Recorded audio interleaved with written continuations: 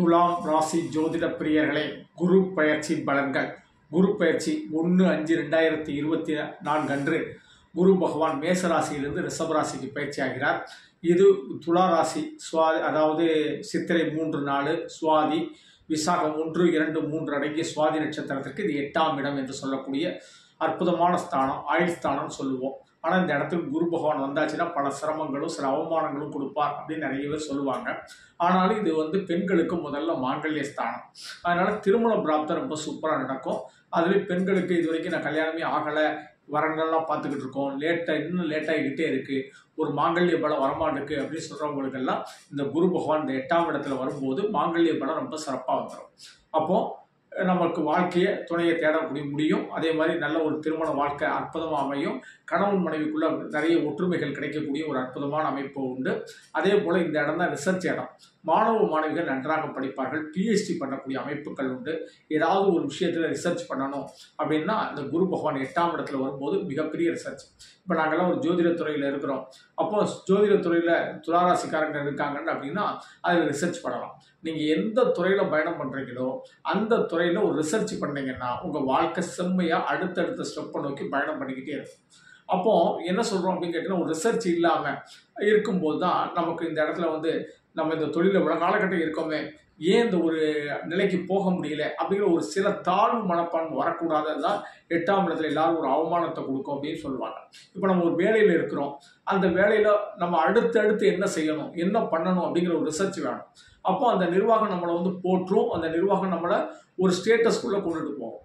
அப்போ நம்ம இருக்கிற வேலையை மட்டும் அப்படியே செஞ்சுக்கிட்டு போனோம்னா, சார் என்ன சார் இப்படியே இருக்கீங்க அப்படின்னு ஒரு கேள்வி கேட்பாங்க. இதுக்கு தான் அவமானம் அப்படிங்கிற ஒரு விஷயம். அதே மாதிரி நம்ம வீட்லேயே ஒரு பெண் இருக்காங்க, கணவர் கேட்குறாரு, என்ன நித்தம் சாம்பாராக தான் வைக்கிறேன், நான் ரசம் தான் வைக்கிறேன், ஒரு வெரைட்டி நீங்கள் யூடியூப்பில் பார்த்து எத்தனையோ சமையல் பண்ணலாம்.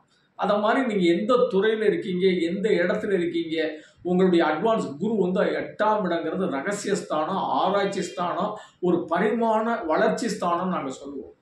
இதெல்லாம் கொஞ்சம் நீங்கள் ஜோதிடத்தை முழுமையாக ஆராய்ச்சி பார்த்தா தான் தெரியும். மொத்தத்தில் என்ன செய்வாங்க, அவமான ஸ்தானம் அப்படிம்பாங்க. இப்போ நீங்கள் அரசியலில் இருக்காங்க, அவங்க ஒரு ஏதாவது ஒரு பிரச்சனைக்காக, ஒரு அரசியல் காரணங்களுக்காக ஒரு ஜெயிலுக்கு போகிறாங்கன்னு வச்சுக்கோங்க.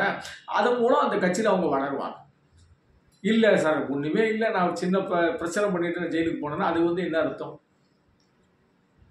எதுவுமே ஒரு ஏற்றத்தை நோக்கி ஒரு பயணத்துக்கு நம்மளுடைய ரிசர்ச்சும் நம்மளுடைய முயற்சியும் அற்புதமாக பலனளித்தால் 8ஆம் இடத்துக்கு குரு சிறப்பு அப்படின்னு சொல்லலாம். அதே மாதிரி உடல்நலஸ்தானம், ஆரோக்கிய ஸ்தானம், ஆயுள் ஸ்தானம் இதுதான். நல்ல வயதானவர்களுக்கு கூட உடல்நல ஆரோக்கியமாக இருக்கும். சின்ன சின்ன விஷயங்கள் மருத்துவரை போய் கன்சல்ட் பண்ணிடலாம். என்ன இருக்குதோ அதுக்கு தகுந்தாலும் நம்முடைய சாப்பாடு, உடல்நலம், மற்ற விஷயங்களை நம்மளே பக்குவப்படுத்தணும். அதுவும் ஒரு ஆராய்ச்சி தான். இப்படி கொண்டுட்டு போனீங்கன்னா குரு 8ஆம் இடம் ரொம்ப சிறப்பு. அந்த 8ஆம் இடத்துல குரு பகவான் இருந்து அவர் எந்தெந்த இடத்த பார்க்குறார், அந்தந்த பார்க்குற இடங்களுக்கு என்னென்ன பலன் அப்படிங்கிறத குரு பார்க்க கோடி நன்மை அப்படின்லாம் பார்ப்போம். குரு பகவான் என்ன செய்யறாரு, 7ஆம் பார்வையாக உங்கள் குடும்பஸ்தானம், தனஸ்தானம், வாக்குஸ்தானத்தை பார்க்குறாரு. அப்போ குடும்ப சுபிட்சங்களுக்காக நிறைய பாடுபடுவோம். மனைவியுடைய அன்பு, குழந்தைகளுடைய அன்பு, பாசம், இதெல்லாம் ரொம்ப சூப்பராக இருக்கும். குடும்பத்தில் யாருக்காவது கல்யாணம் நடக்கணுமா, நீங்கள் முன்னின்று நடத்தி வைப்பீங்க. அது உங்கள் சகோதர சகோதரியாக இருக்கட்டும், இல்லை உங்கள் மனைவியுடைய சகோதர சகோதரியாக இருக்கட்டும், உங்கள் பிள்ளைகளாக இருக்கட்டும், அவங்களுக்கு நீங்கள் கல்யாணங்கள்லாம் முடிச்சு வைக்கக்கூடிய ஒரு காலகட்டம். சுப நிகழ்ச்சிகளுக்கு நீங்கள் இல்லாமல் நடக்காது அப்படின்னு நம்ம சொல்லுவோம். அதே மாதிரி நல்ல பண வரவுகள் 8ஆம் இடத்துல இருக்கும்போது பணம் வரக்கூடிய பல வழிகளை நம்ம தேர்ந்தெடுத்திருப்போம். ஆனால் அதற்காக என்ன செய்வோம் அப்படின்னு கேட்டிங்கன்னா, தேவையற்ற இன்டைரக்ட் முயற்சி எடுத்துடக்கூடாது. அப்போ தான் அவமானம் ஏற்படும். அதாவது என்ன சொல்ல, 8ஆம் இடம் தான் நம்ம ஒரு லஞ்சம் வாங்குற இடம்னு கூட சொல்லலாம். இல்லாட்டா நம்ம சட்டத்துக்கு புறம்பான தொழில் செய்யக்கூடிய இடத்துல. இப்போ இந்த இடத்துல சுபகுரு தான் வந்திருக்கிறாரு. அப்போ இந்த மாதிரி நீ செஞ்சால் தவறு அப்படிம்பாரு. சார் தவறுனாலும் நான் பிழைக்கணுமே அப்படின்னு சொல்லி என்ன செய்வான், உள்ளே போயிட்டா அப்புறம் மாட்டிக்கிறக்கூடிய அமைப்பு தானே ஏற்படும். அதில் நீங்கள் கொஞ்சம் தெளிவாக இருந்துக்கிட்டீங்கன்னா ரொம்ப நல்லது. சட்டத்துக்கு புறம்பான விஷயங்களில் நம்ம ஈடுபடக்கூடாது. ஆனால் குரு பகவான் 2ஆம் இடத்தை பார்க்கறதுனால வாக்கினிலே ஒரு நேர்மை இருக்கும். எங்களை மாதிரி வாக்கு சம்மந்தப்பட்ட தொழில் செய்கிறவங்களுக்கு ரொம்ப சூப்பராக இருக்கும். ஒரு வழக்கறிஞர், அதே மாதிரி எந்த மேடை பேச்சாளர்கள், இவங்கெல்லாம் ரொம்ப தரவுகளை எடுத்து வச்சு பேசக்கூடிய அமைப்புகள்லாம் ரொம்ப சூப்பராக இருக்கும். அவங்களுக்கு ஒரு பேர், புகழ், அந்தஸ்து கிடைக்கும், அவங்களுக்கு வருமானம் கிடைக்கும். அதே போல் குரு பகவான் என்ன செய்கிறாரு, தன்னுடைய 9வது பார்வையாக 4ஆம் இடம் சுகஸ்தானத்தை பார்க்குறாரு. நல்ல ஆரோக்கியம் ரொம்ப சூப்பராக இருக்கும். யோகா, தியானம் இதெல்லாம் ரொம்ப அற்புதமாக செய்யலாம்.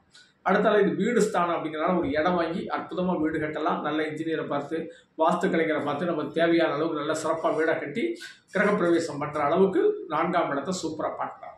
இது தாயினுடைய ஸ்தானம். தாயினுடைய அன்பு, பாசம் ரொம்ப சூப்பராக கிடைக்கும். அவங்களுடைய சொத்துக்கள் கிடைக்கும். இப்போ நம்ம 8ஆம் இடத்துலேருந்து இங்கே பார்க்கும்போது தாயினுடைய சொத்தை அன்பாகவும் அவங்கள பராமரித்து அவங்க கொடுக்கும்போது வாங்குறது ஒரு அன்பு. அதே இது அவங்கள பராமரிக்காமல் அவங்கள்ட்ட என்ன செய்கிறோம், நம்ம அவங்கள கஷ்டப்படுத்தி வாங்கினோம்னா அதுதான் அவமானம். அதுதான் நமக்கு சிக்கல்களை கொடுக்கும். அதில் கொஞ்சம் கவனமாக இருந்துக்கிட்டிங்கன்னா ரொம்ப நல்லா இருக்கும். புரிஞ்சுக்கிட்டா? இந்த 4ஆம் இடங்கிறது அவ்வளோ விசேஷமான இடம். அடுத்தால குரு பகவான் தன்னுடைய 5வது பார்வையாக துலா ராசிக்கு 12ஆம் இடம் என்று சொல்லக்கூடிய பிரயாண ஸ்தானத்தை பார்க்குறார். பிரயாணங்கள்லாம் நமக்கு நல்ல சௌகரியமாக இருக்கும்.